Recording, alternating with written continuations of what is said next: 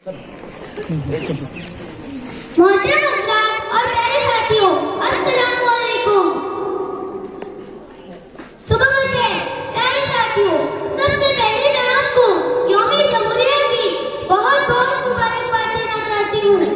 आज जब कुछ साथी हिंदुस्तानी आइन की तरफ से हमें दिए गए बुनियादी हुकूक से महरूम होने की खौफ की बात करते हैं, तो ये दिन और ज्यादा अहमियत इख्तियार कर जाता है। अगर हम बचपन से ही यौम-ए जमहूरिया को कौमी त्योहार तौर पर मनाते हैं, लेकिन जब हम बड़े होते हैं तो हमें इस दिन की असल अहमियत का अंदाजा होता है। यौम-ए जमहूरिया हर साल 26 जनवरी को मनाया जाता है।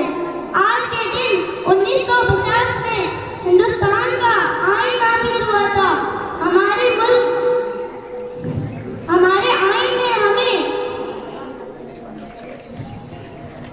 हमारे आइन ने हमें हुकूक बुनियादी हुकूक